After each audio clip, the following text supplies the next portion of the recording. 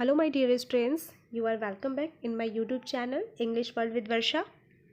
And in this video, I am going to explain the complete summary of the chapter 4, The Rat Trap, of class 12 Flamingo book.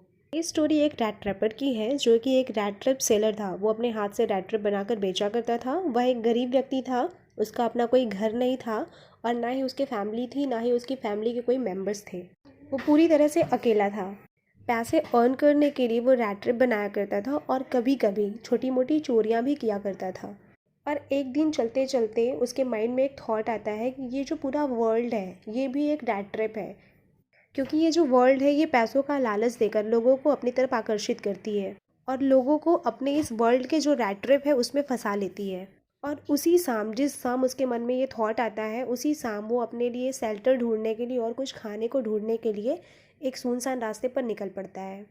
फिर चलते चलते रास्ते में उसको एक झोपड़ी दिखाई देती है। रास्ते में चलते चलते उसे एक झोपड़ी दिखाई देती है। फिर रैट ट्रैप सेलर उस झोपड़ी के बाहर जाता है और दरवाजे पर नॉक करता है। तो दरवाजे पर एक ओल्ड मैन निकल कर के आता है और वो उसको अपने घर में एंट्री के लिए अलाउ कर देता है। फिर वो उसे अपने साथ अपने घर के अंदर लेकर के जाता है और उसके बाद वो एक बर्तन में पॉरीज बनाता है, खिचड़ी या दलिया। फिर दोनों एक साथ खाते हैं। फिर वहाँ पर वो दोनों एक साथ स्मोक करते हैं। फिर जब तक उन्हें नींद नहीं आती वो दोनों क्या करते हैं, मजौलिस नाम का एक कार्ड का गेम होता है उसे खेलते हैं। फिर बातों ही बातों में वो उसको बताता है कि वो पहले एक रामजो आयरन मिल में काम करता है। जो ओल्ड मैन था वो रामजो मिल आयरन में काम करता था। वह बूढ़ा हो चुका है जिस वजह से उसने रामजो आयरन मिल वर्क से इस्तीफा दे दिया है और उसने अब एक गाय रखी हुई है जिस गाय के दूध को वो शहरों में बेचता है और उससे अपने रिक्वायर्स को कंप्लीट करता है। तो ही बातों में उसने ये भी रैट ट्रैप सेलर को बताया कि उसने अभी रिसेंट में ही 30 करोनर्स रिसीव किए हैं और ला करके वो उस पैसों को रैट ट्रैप सेलर को दिखा देता है। ओल्ड मैन अपने होम में एक विंडो रहता है, उसके पास में एक कील रहता है, वहाँ पर उन पैसों को हैंग करके रखता है और लाकर उसे दिखाने के बाद फिर से वहीं पर ले जा करके वो अपने 30 करोनर्स को हैंग कर देता है। फिर जब सुबह होती है, रैट ट्रैप सेलर और जो घर का ओनर रहता है दोनों घर से बाहर निकल जाते हैं। बट आफ्टर 30 मिनट्स, 30 मिनट के बाद रैट ट्रैप सेलर फिर से वापस उस घर के पीछे आता है जहाँ पर वो खिड़की होती है और वो विंडो के कांच को स्मैश करता है, तोड़ देता है और वहाँ से 30 करोनर्स निकाल लेता है। पैसों को चुराने के बाद रैट ट्रैप सेलर बहुत खुश हो जाता है और पुलिस से बचने के लिए वो सड़क से न जा करके उसके घर के पीछे जंगल की ओर चला जाता है। फिर जब वो जंगल के रास्ते आगे बढ़ता है तो चलते चलते शाम हो जाती है। सेलर जंगल में खो जाता है। फिर खोने के बाद वो बहुत टायर्डनेस फील करने लगता है और वहीं ज़मीन पर वो पेट के बल लेट जाता है। फिर जैसे ही वो पेट के बल लेटता है तो उसको लगता है कि यहाँ आसपास कोई नहीं है। फिर अचानक से उसके कानों में एक आवाज़ आती है और ऐसा लग रहा था जैसे कि कोई लोहे की आवाज़ हो, कोई हथौड़े को पीट रहा हो। फिर रैट ट्रैप सेलर क्या करता है, उस आवाज़ की ओर बढ़ने लगता है। फिर वो पहुँचते पहुँचते एक आयरन मिल की ओर पहुँच जाता है।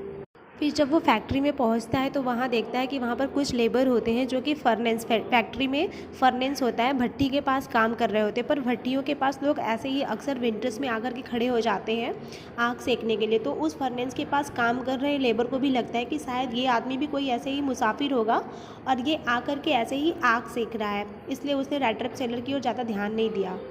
तभी वहाँ उस फैक्ट्री का ओनर आ जाता है और उसने वहाँ पर उस रैट ट्रैप सेलर को देखा और उसे ऐसा लगता है कि ये मेरा कोई फ्रेंड है, क्योंकि जो रैट ट्रैप सेलर होता है उसका चेहरा फैक्ट्री के ओनर के किसी फ्रेंड के जैसा मिल रहा था और ओनर को लगता है कि ये उसका दोस्त है, इसलिए फिर वो उसको इंसिस्ट करने लगता है कि तुम मेरे साथ मेरे घर चलो।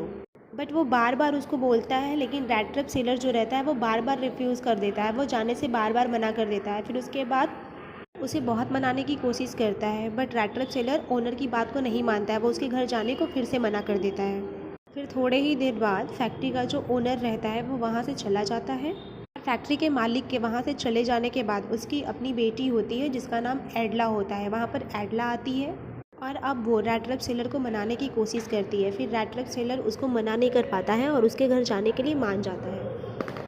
फैक्ट्री का ओनर और उसकी बेटी एडला दोनों मिल कर के रैट ट्रैप सेलर को अपने साथ अपने घर ले जाते हैं। उसे अच्छे और साफ़ सुथरे कपड़े पहनने को देते हैं और उसे खाना भी देते हैं खाने को। फिर अगले ही दिन फैक्ट्री के ओनर को ये बात पता चल जाती है कि ये जो रैट ट्रैप सेलर है ये कोई और है, ये उसका दोस्त नहीं है। ओनर अब रैट ट्रैप सेलर को वहाँ से जाने के लिए कहता है और वो दिन क्रिसमस का दिन रहता है। एडला अपने फादर को बोलती है कि आज क्रिसमस का डे है और मैंने इससे प्रॉमिस किया था कि हम दोनों साथ में क्रिसमस सेलिब्रेट करेंगे, तो आज आप इसे जाने से मना कर दीजिए, रहने दीजिए, आज मत जाने दीजिए। और वो अपने फादर से रिक्वेस्ट करती है कि उसे एक दिन वहाँ रहने दिया जाए। फिर एडला के फादर उसके बातों को मान लेते हैं। फिर वे लोग एक साथ रेड ट्रैप सेलर के साथ में एडला और उसके फादर क्रिसमस सेलिब्रेट करते हैं। तो नेक्स्ट डे एडला और उसके फादर दोनों एक साथ चर्च जाते हैं। फिर वहाँ उन्हें ये बात पता चलती है कि रेड ट्रैप सेलर ने एक ओल्ड मैन के 30 क्रोनर्स चुरा लिए हैं। फिर एडला और उसके फादर घर वापस आते हैं तो उन्हें घर में वो रेड ट्रैप सेलर मिलता नहीं है। फिर वे दोनों अपने घर के नौकरों से पूछते हैं तो नौकर्स बताते हैं कि वो घर में नहीं है, कहीं चला गया है। सर्वेंट ने ये भी कहा कि उस रेड ट्रैप सेलर ने एडला के लिए एक बॉक्स छोड़ गया है। फिर उसके बाद एडला उस बॉक्स को खोलती है। उसने फिर उसमें ऐसा कुछ देखा जिसकी वजह से बहुत खुश हो जाती है और उसके मुंह से चीख निकल जाती है। बॉक्स में एक रेड ट्रैप रखा हुआ था, 30 क्रोनर्स रखे हुए थे और साथ में ही एक लेटर भी रखा हुआ था। और उस लेटर में रेड ट्रैपर ने लिखा हुआ था कि उसके प्रति इतना अच्छा व्यवहार करने के लिए धन्यवाद, thank you for your well behaviour. और उसने साथ में ये भी लिखा हुआ था कि ये 30 क्रोनर उस ओल्ड मैन को लौटा दिए जाए। Please return the money to old man. And friends, at last ये स्टोरी हमें एक लेसन देती है कि हम किसी के साथ अच्छा बिहेवियर करके उसके बुरे नेचर को भी अच्छा बना सकते हैं। This way the summary of the chapter has been completed and don't forget to like my videos and subscribe my channel.